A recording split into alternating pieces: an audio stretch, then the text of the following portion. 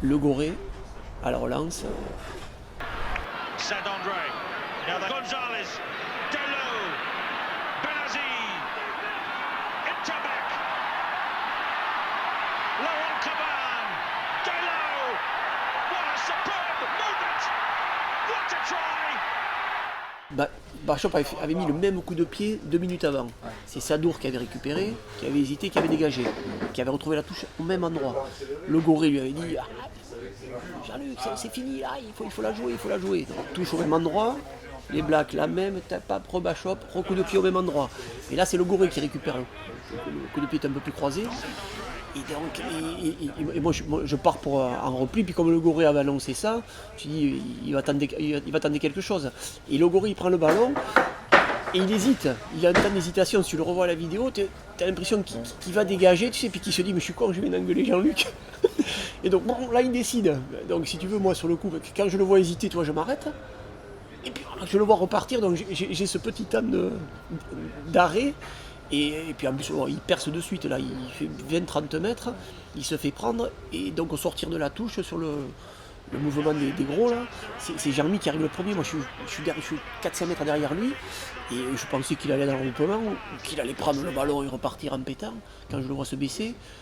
Et là, je te le vois prendre ça, pouf. Mais en plus, tu regardes la passe, la passe est parfaite, les appuis, c'est-à-dire qu'il n'arme pas, tu vois, comme 8 gros sur 10 auraient pu faire, prendre, et donc là, tu perds, si tu armes cette fameuse passe de demi de mêlée, tu perds une demi-seconde qui te manque après, par rapport à ce qui se passe. Cette demi-seconde, je suis sûr qu'elle t'empêche de marquer cet essai, parce qu'Abdel se fait croquer ou un autre se fait croquer. Et donc là, Gonzo, c'est incroyable cette passe. Donc Gonzo, Après Christophe Delo. Ouais. Christophe qui amorce. C'est Christophe, c'est son jeu là, il redresse l'attaque, c'est lui qui impulse. C'est lui qui impulse le mouvement. Christophe Abdel. Deuxième miracle. Abdel Une fin de passe de Abdel. Position de centre, parce que celui qui manque sur les.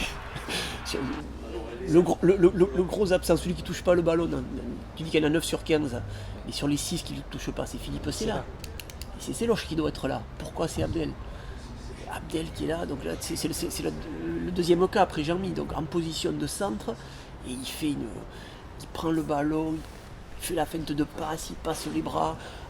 Abdel, souvent on rigolait, parce que je pense que c'est le gars le plus physique que j'ai jamais vu. Physique, tu vois, dans la dynamique par rapport à son poids, sa course et tout. Même actuellement, j'en vois pas d'Abdel. Mais par contre, il avait ce petit. Il n'avait pas toutes les qualités, cette petite qualité des fois on en rigolait à l'entraînement. Et Abdel, des fois tu lui envoies un ballon. Et là c'est magique. C'est magique. Parce qu'il fait la feinte de passe, il passe les bras, il fait du Philippe Sella, quoi. Tu vois. Après Abdel, c'est Milou. Milou, pareil, dans son registre, délié, là, bam, pleine vitesse, il revient à l'intérieur parce qu'il sait que s'il garde l'extérieur, il risque de finir en touche. Et puis Milou aimait bien là, revenir dans le terrain pour chercher la continuité de l'action, à part s'il sentait que lui pouvait finir l'action, il la finissait, mais autrement il était toujours dans cette optique de continuer à faire vivre le ballon, quoi. Et donc il revenait souvent sur l'intérieur du terrain, en plus il avait de bonnes gestuelles. Et là il retrouve lui pareil, dans son registre, Lolo Cabane. Lolo qui était toujours dans les bons coups, toujours, j'ai le souvenir pour le tournoi, c'est le tournoi suivant, donc 2 ans après, contre l'Irlande à Paris, on met 40 points aux Irlandais, et ça jouait de partout, voilà, on met 40 points, et tu avais Lolo toujours au bon endroit, et moi je me l'étais pris dans le viseur, donc moi je suivais Lolo, et donc j'étais tous les bons coups, tu vois, et à chaque fois l'autre tu faisais la différence, il se retournait, puis il me donnait, même à un moment pendant le match il me dit putain Guitou, t'es sur le porte-bagages là ou quoi? En plein match du tournoi de sortir des conneries comme ça, mais c'était inné, quoi. Lolo c'était inné, et donc lui il a senti le coup, il a vu le départ de l'action, et donc il était toujours bien placé Lolo, il avait toujours l'accélération, déjà le bon positionnement, il arrivait dans le bon timing, la bonne accélération, la bonne passe, la bonne décision. Il apporte un petit plus avec une course qui emmène les défenseurs sur justement, qui les repousse vers la touche avec une course. Il les déstabilise complètement. Il les déstabilise parce que avec la course de Milou, si tu veux, la défense, Black, je pense, commence à s'adapter en se disant ça va revenir par là. Et puis lui, il te refoue un peu dans l'autre sens, quoi. Donc les Blacks sont désorientés. Je pense que là, il fait exploser la défense. C'est lui qui fait exploser la défense, là. Et après, derrière, alors, petit Mozart, c'est Yann qui rentre. Yann qui était rentré, qui m'avait dit le matin, je crois que c'est quand on descendait au petit déjeuner, on s'est retrouvés dans l'ascenseur ensemble.